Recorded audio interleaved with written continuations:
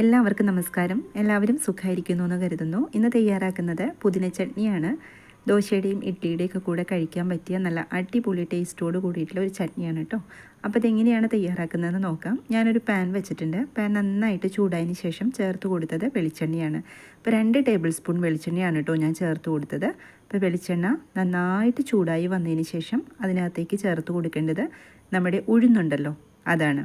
അപ്പോൾ ഉഴുന്ന് ഞാൻ ചേർത്ത് കൊടുക്കുന്നത് 2 ടേബിൾ സ്പൂണാണ്. എന്നിട്ട് ഇത് നന്നായിട്ടൊന്ന് ഇളക്കി യോജിപ്പിച്ച് കൊടുക്കണം. ഒരു ബ്രൗൺ കളർ ആവുന്നത് വരെ നമ്മളിത് നന്നായിട്ടൊന്ന് ഇളക്കി കൊടുക്കണം കേട്ടോ. അപ്പോൾ വീഡിയോ കണ്ടുകൊണ്ടിരിക്കുമ്പം വീഡിയോ ഇഷ്ടമായാൽ സബ്സ്ക്രൈബ് ചെയ്യാതെ കാണുന്നവരൊക്കെ ഉണ്ടെങ്കിൽ ഒന്ന് സബ്സ്ക്രൈബ് ചെയ്ത് സപ്പോർട്ട് ചെയ്തേക്കണേ. അതുപോലെ ലൈക്ക് ചെയ്യാനും കമൻറ്റ് ചെയ്യാനും ഒന്നും ആരും മറന്നു പോരുത് കേട്ടോ. പിന്നെ ആ തൊട്ടടുത്തുള്ള ബെല്ലൈക്കണും ഒന്ന് എനേബിൾ ചെയ്ത് വെച്ചോളൂ. അങ്ങനെ വെച്ചാൽ ഞാനിടുന്ന വീഡിയോസിൻ്റെ നോട്ടിഫിക്കേഷൻ നിങ്ങൾക്ക് കിട്ടും. അപ്പോൾ ഇത് നന്നായിട്ട് ഇതുപോലെ ഒന്ന് ഇളക്കി കൊടുക്കുന്നുണ്ട്. ഒരുപാട് മൂത്ത് പോവാതിരിക്കാൻ ഒന്ന് ശ്രദ്ധിക്കണം. ജസ്റ്റ് ഒരു ബ്രൗൺ കളർ ഉണ്ടല്ലോ, അത്രയായി കിട്ടിയാൽ മതി കേട്ടോ. ഓരോരുത്തരും ഓരോ രീതിയിലാണ് ഈ ചട്നി തയ്യാറാക്കുന്നതല്ലേ. അപ്പോൾ ഇതുപോലെ തയ്യാറാക്കാത്തവർ ഒന്ന് തയ്യാറാക്കി നോക്കൂ. നല്ല ടേസ്റ്റാണ് കേട്ടോ. ഒരു ചെറിയ ടിപ്പും കൂടി ഉണ്ട് ഇതിനകത്ത്. അപ്പോൾ അതുപോലെ ഒന്ന് ചെയ്തു നോക്കൂ, നല്ല ടേസ്റ്റായിരിക്കും. അതിനുശേഷം കുറച്ച് ചുമന്നുള്ളിയാണ് ചേർത്ത് കൊടുക്കേണ്ടത്. ഇപ്പോൾ ഒരു 17ഓളം ചുമന്നുള്ളി ഞാൻ എടുത്തിട്ടുണ്ട് കേട്ടോ. അപ്പോൾ നിങ്ങൾക്ക് എത്രയാണോ ക്വാണ്ടിറ്റി വേണ്ടത് അതനുസരിച്ച് ഇതിൻ്റെ അളവൊക്കെ ഒന്ന് കൂട്ടി കൊടുക്കണം. എന്നിട്ട് ഇത് നന്നായിട്ടൊന്ന് ഇളക്കി യോജിപ്പിച്ച് കൊടുക്കുക. ചുമന്നുള്ളി ഒരുപാടൊന്ന് മൂപ്പിച്ചെടുക്കേണ്ട ആവശ്യമൊന്നുമില്ല. ഒന്ന് നന്നായിട്ടൊന്ന് വാടി കിട്ടുമല്ലോ, അങ്ങനെ എടുത്താൽ മതി. അതിനുശേഷം ചേർത്ത് കൊടുത്തത് കുറച്ച് വെളുത്തുള്ളിയാണ്. ഇപ്പോൾ ഞാൻ എടുത്തിരിക്കുന്നത് ഒരു 7 വെളുത്തുള്ളിയും അതുപോലെ തന്നെ ഒരു 3 ചെറിയ കഷ്ണം ഇഞ്ചിയും ചേർത്ത് കൊടുത്തിട്ടുണ്ട്. എന്നിട്ട് ഒന്നും കൂടി ഒന്ന് ഇളക്കി യോജിപ്പിച്ച് കൊടുക്കുക. ഇപ്പം നമ്മളിതിനകത്തേക്ക് മുളക് പൊടി ഒന്നും ചേർക്കരുത് കേട്ടോ. നമ്മൾ എരിവിന് ചേർത്ത് കൊടുക്കുന്നത് പച്ചമുളകാണ്. അപ്പം ഞാൻ 2 പച്ചമുളക് എടുത്തിട്ടുണ്ട്. അത്യാവശ്യം നല്ല എരിവുള്ള പച്ചമുളകാണ് കേട്ടോ. എന്നിട്ട് ഞാനൊന്ന് കട്ട് ചെയ്ത് കൊടുത്തിട്ടുണ്ട്. അപ്പോൾ പച്ചമുളക് ഒരുപാട് ഫ്രൈ ആക്കണ്ട, എന്നാലും ചെറുതായിട്ടൊന്ന് ഫ്രൈ ആയി കിട്ടണം. അപ്പോഴാണ് കേട്ടോ നമ്മുടെ ചട്നിക്ക് നല്ല ടേസ്റ്റ് കിട്ടുക. അപ്പോൾ എരിവ് ഓരോരുത്തരുടെ ആവശ്യത്തിന് ചേർത്ത് കൊടുത്തോളൂ. എരിവ് ഓരോരുത്തർക്കും വ്യത്യസ്ത രീതിയിലായിരിക്കും അല്ലേ. ചിലർക്ക് കുറച്ച് സ്പൈസി ആയിട്ട് എടുക്കാനായിരിക്കും ഇഷ്ടം. അതൊക്കെ ഓരോരുത്തരുടെ ഇഷ്ടത്തിന് ചേർത്ത് കൊടുക്കൂ. അതിനുശേഷം നന്നായിട്ടൊന്ന് ഇളക്കി യോജിപ്പിച്ച് കൊടുക്കുക. എന്നിട്ട് ചെറിയ തീയിൽ കുറച്ച് നേരം ഇതിനൊന്ന് ഇട്ട് കൊടുക്കുക. അതിനുശേഷം പുതിനയില ചേർത്ത് കൊടുക്കുന്നുണ്ട്. പുതിനയില ഒരു കൈപ്പിടിയാണ് കേട്ടോ ഞാൻ ചേർത്ത് കൊടുത്തത്. പിന്നെ ഞാൻ ചേർത്ത് കൊടുത്തത് കുറച്ച് മല്ലിയിലയാണ്. അപ്പോൾ പുതിന ചട്നി ഉണ്ടാക്കുമ്പം കുറച്ച് ഇതുപോലെ മല്ലിയിലയും കൂടി ചേർത്ത് കൊടുത്ത് നോക്കൂ, നല്ല ടേസ്റ്റാണ് കേട്ടോ. രണ്ടൊരു ഡിഫറെൻറ്റ് ടേസ്റ്റാണല്ലോ കിട്ടുക. ഇത് രണ്ടും കൂടി കഴിയുമ്പം നമ്മുടെ ചട്നിക്ക് നല്ല ടേസ്റ്റും ആയിരിക്കും. അതിനുശേഷം ഒന്നുകൂടെ നന്നായിട്ടൊന്ന് ഇളക്കി യോജിപ്പിച്ച് കൊടുക്കുക. അപ്പോൾ ഇത് കൊടുക്കുമ്പോൾ തന്നെ മല്ലിയിലയും പുതിനയിലയൊക്കെ പെട്ടെന്ന് അങ്ങ് വാടിപ്പോകും കേട്ടോ. അപ്പോൾ ഒരുപാട് അങ്ങനെ ഫ്രൈ ആയി കരിഞ്ഞ പോലെ എടുക്കരുത്. ചെറിയ തീയിലിട്ടിട്ട് ഇതുപോലെ ജസ്റ്റ് ഒന്ന് ഇളക്കി കൊടുത്തിട്ട് നമ്മളതിനെ ഒന്ന് വാടി പോലെ എടുക്കുക.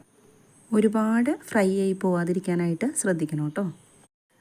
മുളക് ബജ്ജിയുടെയും അതുപോലെ തന്നെ കായ കൊണ്ട് ഉണ്ടാക്കുന്ന ബജ്ജി ഉണ്ടല്ലോ, അതിൻ്റെ കൂടെയും ഇത് കഴിക്കാൻ നല്ല ടേസ്റ്റാണ് കേട്ടോ. ഇഡ്ഡലിയുടെയും ദോശയുടെയും കൂടെ നമ്മൾ പിന്നെ സാധാരണ കഴിക്കാറുള്ളതാണല്ലേ. പുതിന ചട്നിയൊക്കെ അതിൻ്റെയൊക്കെ കൂടെ കഴിക്കുമ്പം ഒരു പ്രത്യേക ടേസ്റ്റ് തന്നെയാണ്. കുട്ടികൾക്കൊക്കെ നല്ല ഇഷ്ടമാവും കേട്ടോ ഇത്.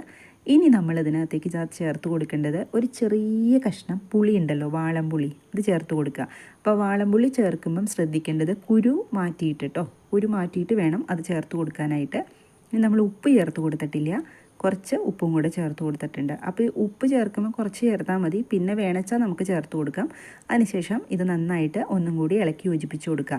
അപ്പോൾ പുതിന ചട്നി ഉണ്ടാക്കുമ്പം പല രീതിയിൽ ആളുകൾ തയ്യാറാക്കും. ചെറുനാരങ്ങ നീര് ഒഴിക്കും ഒരു പുളിപ്പ് കിട്ടാനായിട്ട്, ചിലർ തൈരായിരിക്കും ആഡ് ചെയ്യണത്. ഇതുപോലെ വാളംപുളി ഇട്ടിട്ട് തയ്യാറാക്കാത്തവർ ഒന്ന് തയ്യാറാക്കി നോക്കൂ, നല്ല ടേസ്റ്റാണ് കേട്ടോ അതിന്.